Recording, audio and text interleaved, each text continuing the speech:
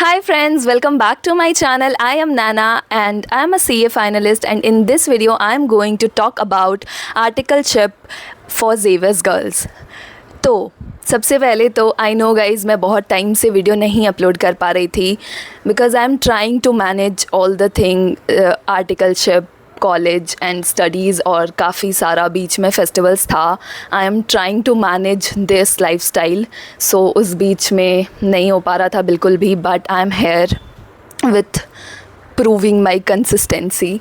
So first of all I want to say कि अगर आप इस वीडियो के लिए फ़िट नहीं होते हैं, अगर आप ज़ेवियर्स गर्ल्स नहीं हो, तो ये वीडियो आपके लिए उतनी रिलेटेबल नहीं रहेगी because I am from Xavier's and हमारा गर्ल्स का इवनिंग बैच होता है. तो हमें आर्टिकलशिप स्ट्रगल्स हम लोग कैसे करते हैं वो थोड़ा डिफरेंट है, बी इट मॉर्निंग का ज़ेवियर्स बैच से या तो फिर किसी और कॉलेज या तो फिर कोई नॉर्मल आर्टिकलशिप से, बिकॉज़ हमारा थोड़ा सा टाइम क्लैश होता है जो कि फिर फर्म्स हमें रिजेक्ट करती हैं. तो ये सारे उनसे रिलेटेड स्टोरीज़ हैं. तो अगर आप इस वीडियो में फ़िट नहीं होते हैं तो ये वीडियो आपके लिए रिलेटेबल नहीं है, बट मैं जल्दी ही सबके लिए वीडियोस लाने वाली हूँ. So stay tuned for in this channel. तो अभी स्टार्ट करते हैं. सिंपल रखूँगी मैं, उतनी ज़्यादा डिटेल्स मैं शेयर नहीं कर सकती. अगर आपको डिटेल्स चाहिए तो आप मेरे टेलीग्राम पर या लिंक्डइन पर मुझे मैसेज कर सकते हो. एंड मैं बेसिक सारी चीज़ें यहाँ पर डिस्कस करना चाहूँगी कि किस तरह के problems which I faced in my articleship hunt period. First of all, if you are in second year और इन थर्ड ईयर, इससे बहुत ज़्यादा डिफरेंस हो रहा है सच में. अगर आप सेकेंड ईयर में हो और अगर आपका आर्टिकलशिप अभी स्टार्ट हुआ है, देन आपका सेकेंड ईयर और थर्ड ईयर पूरा का पूरा आर्टिकलशिप में जाने वाला है. लाइक इन माय केस, मेरा जुलाई से आर्टिकलशिप स्टार्ट हो जाना चाहिए, मतलब जुलाई अगस्त से, और फिर वो चलना चाहिए 2 साल. तो मेरा पूरा सेकेंड ईयर और पूरा थर्ड ईयर कवर होगा इसमें, और आर्टिकलशिप भी 2 साल का है.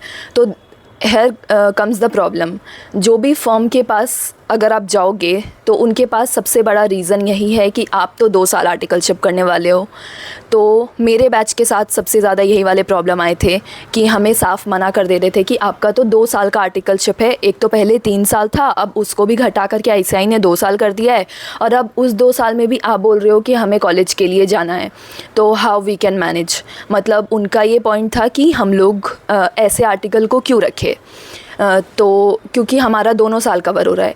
और वही अगर कोई थर्ड ईयर में है जिसका, जैसे कि सितंबर अटेम्प्ट वालों का तो वैसे भी थोड़ा सा पीछे चल रहा है, तो उनका ज़्यादा टाइम आर्टिकलशिप में नहीं रहने वाला. तो अगर आप थर्ड ईयर में हो देन आपको फिर भी वो रख सकते हैं. उनको ये एक रीज़न रहता है कि आप एक ही साल रहोगे. तो ये एक टिप भी है छोटी सी कि अगर आप कहीं पर अप्लाई करने जा रहे हो, अगर आप थर्ड ईयर में हो या आप मतलब आपके कॉलेज को एक ही साल बचा है, देन आप ये लाइन उनको बोल सकते हो कि सर 1 साल तो मैं कॉलेज जाऊंगी पर next year I will be free, तो मैं आपके फर्म में डेडिकेशन के साथ काम कर सकती हूँ, मतलब मैं आपके फर्म को पूरा टाइम दे सकती हूँ. तो मेरे केस में ये वाला ऑप्शन नहीं था. तो मैंने जहाँ पर भी अप्लाई किया उसमें से कुछ जगह पर ये वाला रीज़न के साथ मुझे नहीं लिया गया कि या this will be the problem. फिर बात आती है कि मैंने कहाँ कहाँ पर अप्लाई किया था. ट्राई सब लोग बेस्ट करते हैं, सो आई ऑल्सो ट्राइड. और सबसे ज़्यादा हार्श ट्रुथ यही है कि बिग 4 या बिग 6 हमें नहीं लेंगे, क्योंकि ऑब्वियस है हमारा टाइम क्लैश कर रहा है. उनका टाइम ही, ऑफिशियल टाइम ही 6:30 तक अराउंड रहता है. तो मैं ये बोलूँगी कि अगर आपके पास बहुत टाइम है देन यू कैन ट्राई. अगर आपका थर्ड ईयर है तो आपको बेटर ऑप्शन है कि आप ट्राई कर सकते हो. बट अगर आप सेकेंड ईयर में हो या तो फिर आप थर्ड ईयर में हो जो कि फोर्थ ईयर भी करना चाहता है, तो आपका आर्टिकलशिप वैसे भी 2 साल चलने वाला है. तो आई विल सजेस्ट कि अगर आपको जल्दी से जल्दी आर्टिकलशिप करना है तो आप बिग 4 या बिग 6 में टाइम मत वेस्ट करो. इट इज़ नॉट लाइक कि ट्राई नहीं करना चाहिए, ऑब्वियस है ट्राई करो. जैसे भी अगर कुछ भी होता है इंटरव्यू ये सब तो उसमें जाना चाहिए, बट आई विल से कि उसका थोड़ा सा माइंड साइड में करके चलना है. ट्राई ऑब्वियस है करना चाहिए, अगर इंटरव्यू का मतलब मिले तो जाना चाहिए, बट उम्मीद जो होता है ना वो कम रखनी चाहिए. क्योंकि दिस इज़ द रियलिटी. अगर आपका बहुत ही कॉलेज के 2-3 मंथ्स बचे हैं तो आपको मिल सकता है, या तो फिर आपके पास एक ऑप्शन है कि आप कॉलेज छोड़ो, तो ये डिसीज़न आपके ऊपर है कि आपको क्या करना है। देन कम्स बिग 4 बिग 6 का ये बात हो गया। फिर mid size firm, I heard many mid size firm, like जो भी मेरे सीनियर्स थे मैंने उनसे कांटेक्ट किया, और जब मैंने देखा कि वो लोग मिड साइज़ में हैं तो मैंने ट्राई किया उन मिड साइज़ में। मैंने मेल किया, सीवी ड्रॉप किया, बट कुछ मिड साइज़ फर्म में ऐसा हो गया है इस बार से, मतलब हमारे वाले टर्म से मैंने ऐसा सुना है, not I am very sure, कि वहाँ पर जेवियर्स गर्ल्स को ले ही नहीं रहे हैं। कुछ फर्म्स में ऐसा मना कर दे रहे हैं कि हमारे पास जेवियर्स गर्ल्स बहुत हो गए हैं, सो अब हम लोग नहीं लेंगे, या तो फिर हम लोग लेते ही नहीं हैं, अब से रूल बन गया है कि हम लोग किसी को भी नहीं लेंगे। तो ये सारी चीज़ें मैंने 3-4 बड़ी कोलकाता की मिड साइज़ फर्म के बारे में सुना है। तो अगर आपको ये सब के बारे में पता है और अगर वहाँ पर एकदम श्योर हो गया है तो मैं बोलूँगी वहाँ पर भी टाइम नहीं वेस्ट करना चाहिए। अब आते हैं नेक्स्ट कि क्या सारे मिड साइज़ फर्म में ऐसा है कोलकाता के, तो नहीं, सब में ऐसा नहीं है, किसी में हो जा रहा है। और सबसे इम्पॉर्टेंट बात, अगर आप 3rd ईयर में हो और अगर आपका लास्ट ईयर है तो आपको बहुत जगह प्रेफरेंस मिल जाएगा, और जहाँ ऐसा रूल भी है आप वहाँ भी एक बार ट्राई करके बात करके देख सकते हो। फिर आते हैं कि स्मॉल साइज़ फर्म में, उससे पहले मैं बताती हूँ कि मैंने किस तरह से स्टार्ट किया था आर्टिकलशिप फंड। तो सबसे पहले मैंने मेल किया था को, लाइक रिज़ल्ट आया था उसके बाद तक मेरी ओसी चल रही थी, तो मैंने मेल किया था, जस्ट सीवी अटैच करके 3-4 लाइन लिख करके मेल किया था। तो जितना भी लाइक ओसी में, if you are doing OC from Kolkata, then 2-3 teacher ऐसे आते हैं जो आपको फ़ोन नंबर या तो फिर मेल बताते हैं स्मॉल साइज़ फर्म का, मिड साइज़ फर्म का। क्योंकि देखो मिड साइज़ फर्म का तो हमें ईमेल ऐसे भी मिल जाता है, बट स्मॉल साइज़ फर्म का जनरली नहीं मिलता है, तो वो लोग बताते हैं, या तो फ़ोन नंबर देते हैं या मेल करते हैं। और अगर आपका ओसी चल रहा है तो आपको मांगना चाहिए। तो ये सारा चीज़ हो रहा था, तो मैंने मेल करना स्टार्ट किया। एंड मेल का सच बोलूँ तो I don't know about another cities, Kolkata में रिस्पांस बहुत कम है, स्मॉल साइज़ फर्म में भी बहुत कम है। मैंने ऐसा भी सुना है कि बहुत सारे फर्म्स मेल चेक नहीं करते हैं, या पता नहीं ऐसा कुछ है। पर आप मान के चलो, अगर आप 10 जगह पे मेल कर रहे हो तो आपको 2 या 3 ही जगह से रिस्पॉन्ड आएगा, और जहाँ पर ना होता है ना वहाँ पर का तो रिस्पॉन्ड कहीं पर भी नहीं आता है। जिनको आपको बुलाना रहेगा वो लोग ही आपको मैसेज रिप्लाई करेंगे। हाँ, तो फिर काफ़ी लोगों का रिप्लाई आया, इंटरव्यू स्केड्यूल होता है, जाती हूँ। तो इंटरव्यू के बारे में भी मैं बता देती हूँ। इन शॉर्ट, जो भी स्मॉल साइज़ फर्म होते हैं उसमें इतना ज़्यादा कुछ बहुत इंटरव्यू टाइप से नहीं होता है। जो भी आपने सुन रखा होता है उस एक्सपेक्टेशन से थोड़ा कम ही होता है। हाँ, आपके नॉलेज को टेस्ट करेंगे, बट बहुत जगह पर बेसिक्स क्वेश्चन भी पूछते हैं, थोड़ा न्यूज़ रिलेटेड भी पूछते हैं। तो जो भी चीज़ आपने बस पढ़ी है उसको एक बार वापस से गो थ्रू कर लो, क्योंकि 1 महीना हो गया है, एग्ज़ाम कब पहले दिया था, तो ये सारी चीज़ें मैटर करती है। मैंने एक चीज़ नोटिस किया कि बहुत सारे फर्म्स में आंसर लिखवाते हैं, इंटरव्यू बोल करके नहीं होता है, जो लिखना है बस वो क्वेश्चन दे देंगे, आंसर शीट। तो मैंने ऐसा 3-4 जगह पर किया, और वहाँ पर उसके बाद कॉपी चेक करने बस पार्टनर को जाता है, और वो पार्टनर देन आपका परफॉर्मेंस जज करके आपको बुलाते हैं, लेना है या नहीं लेना है क्लियरली बताते हैं। एंड वहाँ पर बस HR राउंड टाइप से चीज़ें पूछी जाती है। तो टेक्निकल आपसे जो पूछना है वो क्वेश्चन पेपर में ही पूछ लेते हैं। तो क्वेश्चन पेपर जो भी स्मॉल साइज़ का मैंने रियलाइज़ किया, वो स्मॉल साइज़ के क्वेश्चन पेपर बहुत ही बेसिक लेवल के होते हैं। 11-12 के भी जैसे क्वेश्चन होते हैं, इंटर फाउंडेशन लेवल के थोड़े से कम मतलब मिला जुला सब होता है, बेसिक टाइप का होता है, और मिड साइज़ का थोड़ा सा अच्छा लाइक इंटर लेवल का होता है। तो ये सारी बातें हैं। मतलब क्रक्स ऑफ द पॉइंट ये है कि अगर आप ठीक ठाक से पढ़े हुए हो तो आप आंसर कर लोगे ईज़िली, ऐसा कोई बहुत हार्ड चीज़ नहीं होता है।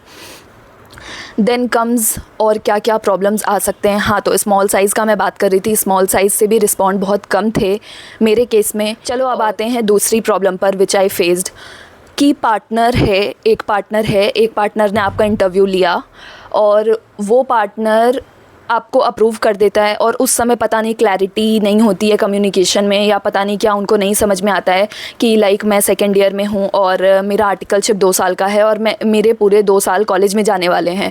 तो मान लो ऐसा होता है, और फिर वो मुझे बुला लेते हैं कि हाँ तुम इस डेट से ज्वाइन कर सकती हो। फिर उनके कोई सीनियर पार्टनर या दूसरे पार्टनर को पता लगता है, आप उस दिन ज्वाइन करने जाते हो, फिर वो पार्टनर बोलते हैं नहीं ऐसा थोड़ी होता है, मतलब कैसे ले लिया, तुम्हारा तो पूरा 2 साल ही आर्टिकलशिप में जाने वाला है। तो दिस इज़ द टिप कि अगर आप कहीं पर भी इंटरव्यू दे रहे हो या कहीं पर भी जा रहे हो ना, तो उनको प्लीज़ क्लियर करके आना कि आपका 2 साल आर्टिकलशिप है और 2 साल ही आपका कॉलेज है, या आपका 3rd ईयर है तो आप वैसे अकॉर्डिंगली बोलो, पर उनको ये चीज़ माइंड में पहले ही दिन क्लियर कर लेना। जो डिसीज़न उनका होगा तो वो फाइनल समझना।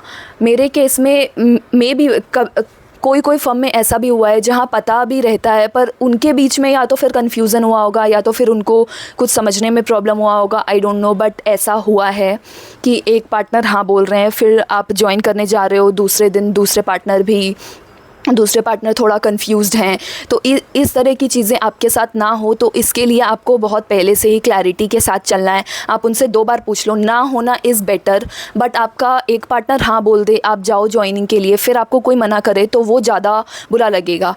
तो उससे अच्छा है कि आप क्लियरली उनको बोल दो कि हाँ ऐसी बात है, मैं 2 साल कॉलेज करने वाली हूँ, तो क्या सीन है। एक क्वेश्चन आता है कि मतलब क्या करना चाहिए, मिड साइज़ के लिए वेट करना चाहिए या स्मॉल साइज़ अगर कोई मिल रहा है अच्छा है तो ले लेना चाहिए।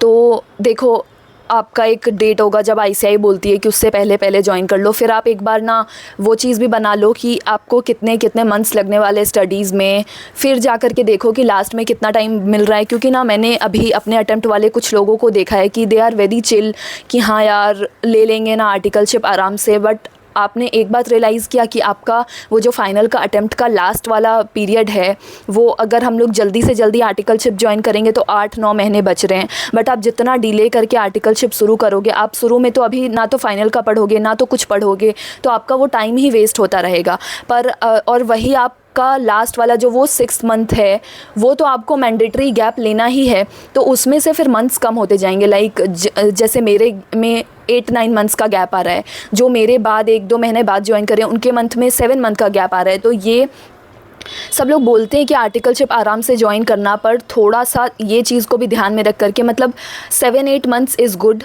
आराम से अभी से अगर आर्टिकलशिप ढूंढोगे तो 1 महीने लगते हैं, 1-1.5 महीने में आराम से फिगर आउट कर लोगे क्या करना है नहीं करना है।